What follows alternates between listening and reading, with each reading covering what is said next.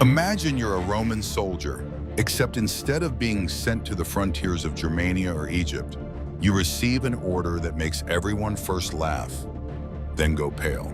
You're being deployed to a place no one has ever heard of, a place so far that Roman maps leave it blank, with almost the entire planet stretching between you and home.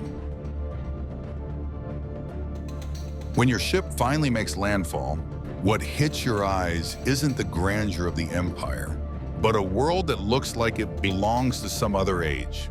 People living in dark caves like something out of prehistory. Boats made from giant turtle shells, as if they'd stepped straight out of myth. And a law so insane you have to hear it twice to believe it. If the king ever sets foot outside his palace, he'll be stoned to death. No Roman forts, no walls, no cities. Just hot wind, rock, coral, and the sinking feeling that you've slipped off the familiar map of the world. And yet, this place is home to the most remote military outpost Rome ever built. One of the strangest deployments in the entire history of the Roman Empire. A tiny Roman fortress planting its golden eagle in the middle of nowhere. The part that stunned archaeologists? We only found solid proof of its existence in 2004. For nearly 2,000 years, no one even knew it was there. So how far did Rome's reach really go? And why did they insist on stationing troops on an island that the ancient world literally called the edge of the living world?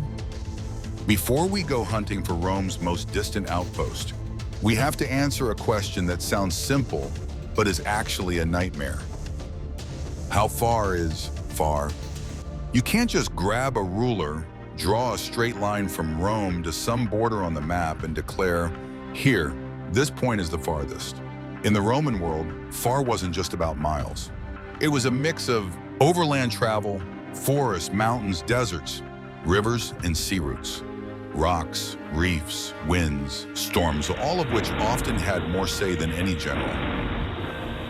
Travel time, something that looks close on a map might, in real life, mean detours, waiting for the right season, the right winds, the right water level.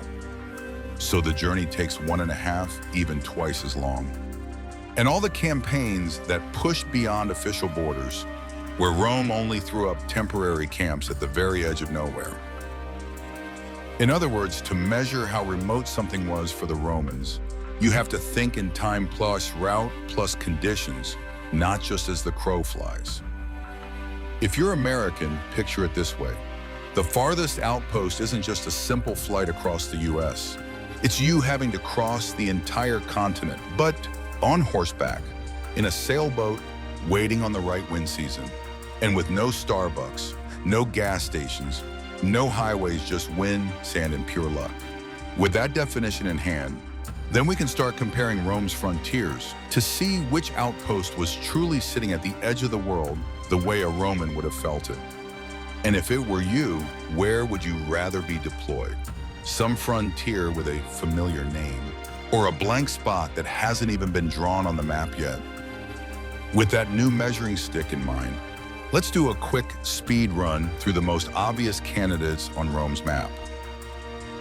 Britannia, cold rain, fog, mud, tribes who aren't exactly enthusiastic about wearing clothes.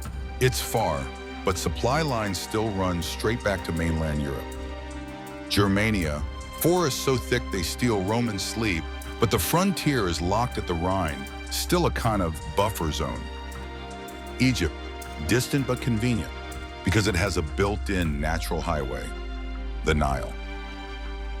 Armenia, harsh mountain country, where Rome and Parthia constantly wrestle for control. Mesopotamia, the land between the Tigris and Euphrates, the furthest point east where Rome tried to push its borders. If you only go by straight-line distance, Armenia and Mesopotamia are definitely top contenders, places that already feel closer to the edge of the map than almost anywhere else in the entire history of the Roman Empire. But once you calculate actual travel time, using something like Orbis, basically Roman Google Maps, Rome, the Armenian frontier, about 45-46 days. Rome, the Mesopotamian frontier, also about 45-46 days. In short, insanely far but still within reach.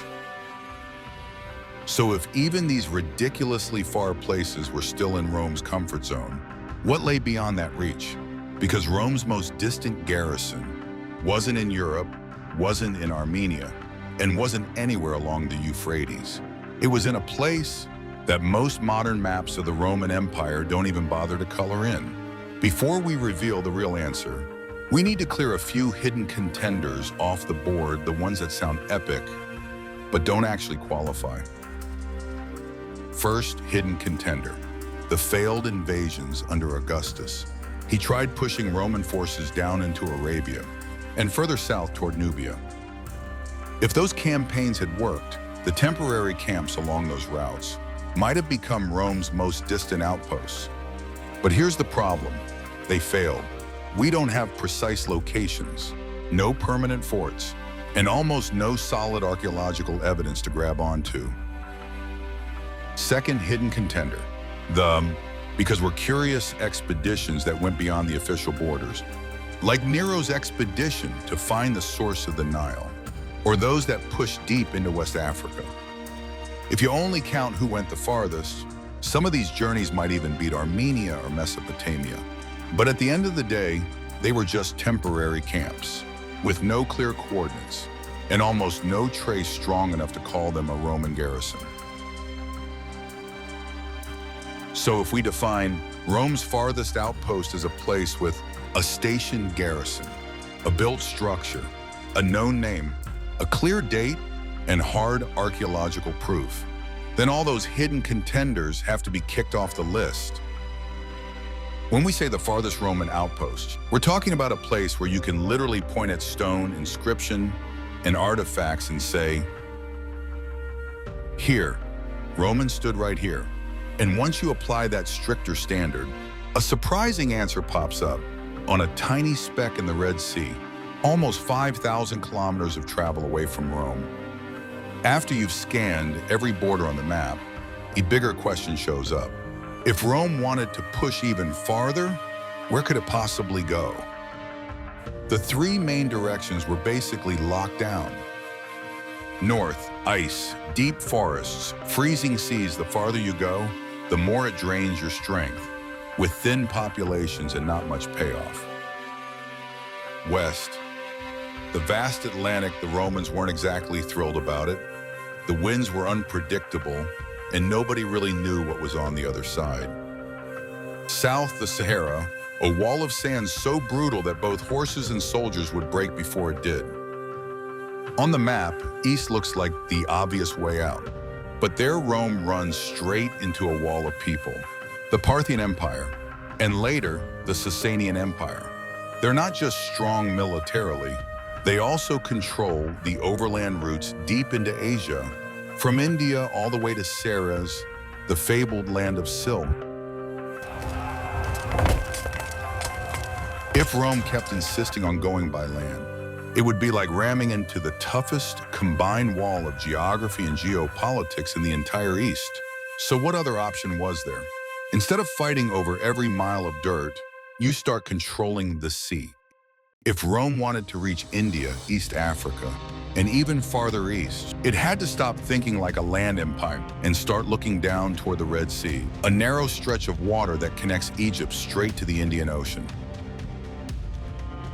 From this point, the story takes a turn, away from stone walls and land borders, onto a maritime highway where the monsoon winds decide the fate of thousands of ships. And right in the middle of that highway, Rome planted a tiny military outpost, the one we're about to track down.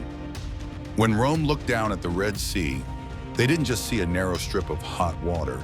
They saw one of the main arteries of global trade in the ancient world. And this story doesn't even start with Rome. It starts with the Greeks in Egypt.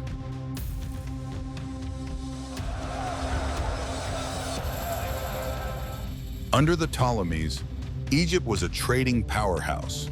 Ports like Myos, Hormos, and Berenike linked the Red Sea to the Nile. At first, ships still relied heavily on Arab middlemen. Then came the game changer. Greek sailors learned how to ride the monsoon winds. Instead of hugging the coastline and stopping at every little harbor, They shot straight across the Indian Ocean to the coast of India and back. Profits exploded, middlemen got cut out, and the ancient world got its first taste of globalization 1.0. In 30 BC, Rome annexed Egypt and basically inherited this insanely profitable sea route. Under the Pax Romana, the Red Sea turned into a major trade highway, linking the Mediterranean to India and beyond. The historian Strabo says that about 120 ships a year sailed from Egypt to India, and by the standards of 2,000 years ago, that's like a whole fleet of container ship loaded with gold and silver, ivory, spices, incense, gems, silk, and fine pottery from the East. In today's language, the Red Sea was basically Suez Canal plus Indian Ocean shipping lane plus Amazon Prime rolled into one for Rome. Control that route, and Rome controlled a massive stream of tax revenue and put its hand directly on the economic lifeline between East and West. And right in the middle of that artery, on a tiny nameless dot on most maps, the Romans quietly planted a military outpost, a lonely little fort we're about to zoom in on. And then after we've crossed off all the usual suspects, pushing aside Britannia, Germania, Mesopotamia, Armenia, we finally zoom the map down to the southeast.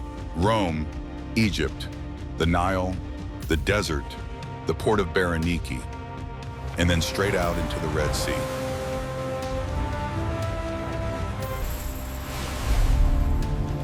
The camera skims over thousands of miles of blistering water, razor-sharp coral reefs, and the empty, sun-blasted shores of Arabia until it stops on a tiny speck in the middle of the water. Farasan, a coral archipelago off the coast of modern Saudi Arabia, a place so obscure most modern maps of the Roman Empire don't even bother to shade it in. The straight-line distance from Rome to Farasan is about 4,000 kilometers, roughly the same as New York, Los Angeles, Washington, D.C., Anchorage, Alaska, Paris, Eastern Canada. If you told an American that Roman troops built a fort as far from Rome as the distance from the East Coast to the far edge of the West, most people would think you were exaggerating. But here's the not-so-fun part. If you're a Roman soldier, getting to Farasan was not simple. First, he has to leave Rome, sail across the Mediterranean to Egypt, go up the Nile, then cross an entire stretch of desert, just to reach Berenike, the gateway to the Red Sea. From there, he boards another ship and sails roughly another 1,000 kilometers through scorching water, weaving between coral reefs, monsoon winds, and pirates, before finally reaching Farasan. Add it all up, and you get about 4,640 kilos of travel, and according to Roman-era Google Maps style models, at least 46 days on the move, almost as long as Columbus took to cross the Atlantic. For an anonymous foot soldier, the road to Farasan is almost as long as the distance between his own life and being forgotten by history. For the Roman military machine, this wasn't just another distant frontier post. It was a deployment right at the edge of what their logistics and command structure could handle, a place where every letter, every resupply run was its own mini expedition. And it was right there, on this dot that looked like the margin of the map, that in 143 to 144 AD, archaeologists finally found undeniable proof that Rome really had planted its flag here.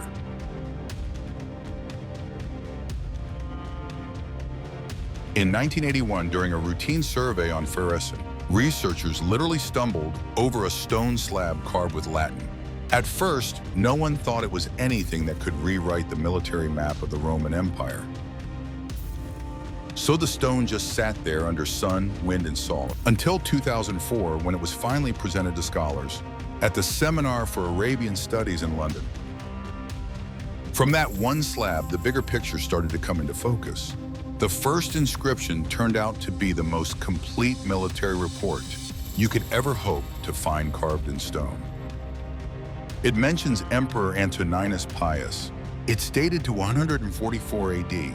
It explicitly records the presence of a vexillatio detachment from Legio II Traiana Fortis, and it gives us the name of the commanding officer. Castricius Oprinus, prefect of the port of Farasan and of the Sea of Hercules. In other words, who, what, when, where, why. The entire package on a single slab of rock. No ambiguity, no maybe, no wild speculation. Then came surprise number 2, another inscription badly broken, but with a few crucial letters still visible. Vilar Ifer. That alone was enough for Roman specialists to recognize the mark of Legio VI Ferrata, a legion known to have been sent to Arabia under Emperor Hadrian, which strongly suggests that Roman troops may have been on Farasan, even earlier than 144, possibly as far back as 119 AD. And then in 2022 came what gamers would call the loot drop, a small stone statue, a garnet gemstone engraved with the name Genos, likely a soldier's personal item, a bent Roman shield, and fragments of Lorica squamata, scale armor. So now it's not just inscriptions. We have personal belongings, military gear, the kind of stuff Roman soldiers only leave behind, if they were actually living there. Put simply, we didn't just find some ruins. We found the name tag of a Roman outpost. By now, we know where Farasan is, which troops were stationed there, and just how far it was from Rome. But the most important question is still on the table. Why did Rome put a garrison on a speck of land that's basically nothing but rock, heat, and coral? The answer lies in the Red Sea, not just as a trade route, but as a military choke point. The Red Sea is narrow, shallow, and full of reefs and side channels. For trade, that makes it a highway. For navies, it makes it a pirate's paradise. Small boats can hide among the reefs. Shallow water lets them close in fast. Heavy merchant ships can't turn or accelerate quickly enough to escape. If you want a modern comparison, think of Somali piracy or the recent attacks on cargo ships in the Red Sea. Same geography, same logic just 2,000 years earlier. So what did Rome need Farasan for? Farasan sits right in the middle of the most chaotic stretch of water. From there, Roman soldiers could monitor merchant traffic, provide escort or intervention when needed, and most importantly, stop ships, inspect cargo, and collect taxes. Touch Farasan, and you're touching the cash flow of the Red Sea. The Red Sea was Rome's golden corridor. If pirates wrecked it, the entire Egypt-India route would start to crumble. Farasan was the anchor holding that security in place. Rome also had ambitions to push deeper into the Arabian Peninsula. Farasan was the perfect launch pad to concentrate troops, store supplies and provisions, and send out campaigns like a spear aimed at Himyar. Later on, when Byzantium and Axum were squaring off against pro-Persian factions in Himyar, the Red Sea turned into a soft battlefield, a place where power was measured not just in armies, but in who controlled the key transit points. Farasan, with its sheltered bay and fresh water, was one of the few spots that truly mattered. Farasan was not some random barren island. It was Rome's fingertip pressed right onto the pulse of the Red Sea, where trade, piracy, and politics all knotted together into one of the tightest choke points of the ancient world. Now let's put the maps, dates, and legions aside for a moment. To really understand Farasan, we have to see it through the eyes of a single Roman soldier, a regular guy who gets orders to leave everything familiar behind, and man, a tiny outpost at the very end of the supply line. Let's call him Marcus. Marcus starts out from his base in Egypt. He used to think that patrolling along the Nile, sleeping in barracks that felt like ovens, was already the hard mode of army life. In his travel chest, he has only a few changes of clothes, a shield, and a small charm his mother shoved into his hand right before he left. Then the new orders are read out.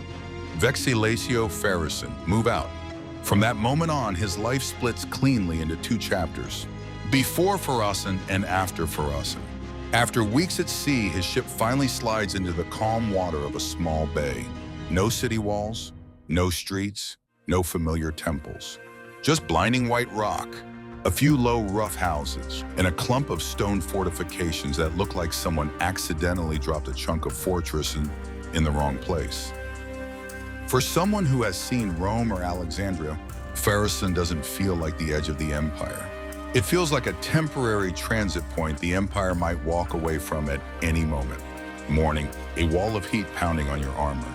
The sun isn't even fully up yet, and Marcus's shield and helmet are already hot to the touch. He and his squad start their shift, patrolling around the little pier, checking ships coming in and out, watching every unfamiliar sail, logging what kind of cargo is being loaded and unloaded. Most of the time, it's not heroic or dramatic. It's waiting and watching. But nobody can afford to zone out because somewhere beyond the horizon might be a pirate ship or a trader bringing news from as far away as India or East Africa. Midday, heat, dust, and the kind of repetition that wears you down. At noon, it's just hot, dusty, and mind-numbingly repetitive. Patching armor, cleaning spears, scribbling a few lines in a letter home, even though Marcus knows it might be months before that letter ever leaves the island. The biggest enemy on Farasan isn't barbarians. It's the feeling that you're slowly drifting away from the rest of the empire. Afternoon, a window into the world. When the heat finally dies down a little, Farasan suddenly comes alive in its own strange way. Merchant ships from India, Africa, and Arabia slip into the bay, bringing baskets of pepper that perfume the air, bales of cloth and shimmering fabrics glowing in the evening light, strings of pearls and gemstones, and most importantly, stories carried from the very edge of the known world. These are the rare moments when Marcus feels like he hasn't been completely dumped at the edge, but is standing right at the crossroad of worlds he'd only heard about in rumors. He also witnesses scenes that writers like Strabo and the author of the Periplus would later describe. People living in caves on rocky cliffs, locals drying fish on the rocks, then stomping it into fish cakes. Boats made from giant turtle shells big enough to carry whole families. People hollowing out mounds of seaweed to sleep inside, and a burial custom where bodies are left on the shore for the tide to take them away. For a soldier raised in Roman cities, this feels like standing on the edge of another universe, not because of the physical distance, but because none of his usual rules or expectations apply here anymore. Inner life, the blank space no map can show. Farasan has no theater, no racetrack, no public baths. If he's lucky, Marcus and a few friends get to take a boat over to the Arabian coast, drop by a Himyarite town to trade. The first cracks, things Rome couldn't control. Around 165 AD, the Antonine Plague swept across the empire. Trade collapsed hard, sea routes grew quieter, and even major ports like Alexandria and Berenike weren't buzzing the way they used to. Farasan, whose entire purpose depended on that passing trade, felt the chill of that slowdown first. By the 3rd century, the empire had entered the crisis of the 3rd century. Civil wars, inflation, mutinous armies, shattered borders. Pax Romana, the long peace that had once kept Red Sea trade safe, started breaking apart piece by piece. And yet Farasan wasn't abandoned overnight, for a simple reason. The Red Sea was still crucial. If Rome wanted to keep any influence to the east, it couldn't afford to give up such a strategic position. In the final centuries, Farasan as a pawn in a bigger game, stepping into late antiquity, the Red Sea turned into a battlefield of proxy wars. The Eastern Roman Empire, Byzantium, allied with the Kingdom of Axum, facing off against pro-Persian factions in Himyar. Farasan, with its sheltered bay and fresh water, became an ideal staging point to support ships, monitor merchant traffic, and serve as a logistical hub. It stopped being just a lonely fort. It became a strategic node in an intercontinental power struggle. But then the Sasanians, Rome's great rival in the east, entered a phase of rapid expansion. By 578 AD, they were strong enough to control the entire southwest corner of Arabia. And when that happened, every trace of Rome on Farasan simply faded out of the historical record. No Roman account of a withdrawal, no historian describing a last battle, no ruins that clearly tell of a final stand. Just this simple fact: Farasan was no longer Roman.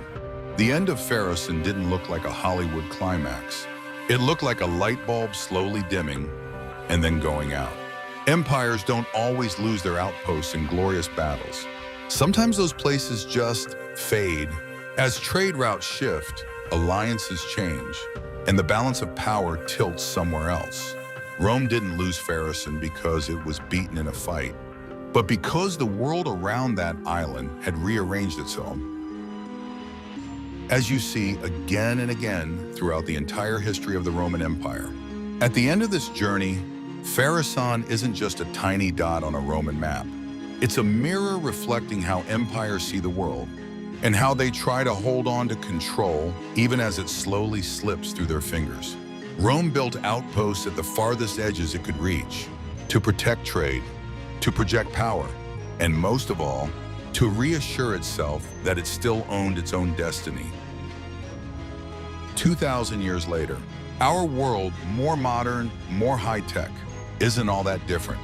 Today's superpowers also scatter military footholds across the planet. Some stranded in the middle of the ocean, some planted deep in the desert, some quietly guarding narrow strategic choke points. On a map, they look like anchors holding down global stability. But sometimes they're really just a way for empires to convince themselves they still control the flow of the world. Maybe the scariest thing isn't being sent to the frontier, but living inside an empire that's already fading while everyone pretends nothing has changed.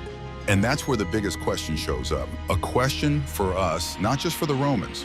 2,000 years from now, when archaeologists dig through the ruins of our farthest bases, what story will they tell? Will they look at our Farasans as symbols of strength or as the first warning signs of a dying age? It's not a question we can answer tonight, but it's one worth sitting with. When we look back at the rise and fall of the empires that came before us, if you enjoyed this little trip to the edge of the Roman world, hit like, subscribe, and tell me in the comments, which Roman frontier should we explore next? Hadrian's Wall, the forts of the Sahara, or somewhere even stranger and more remote? I'll see you in the next adventure.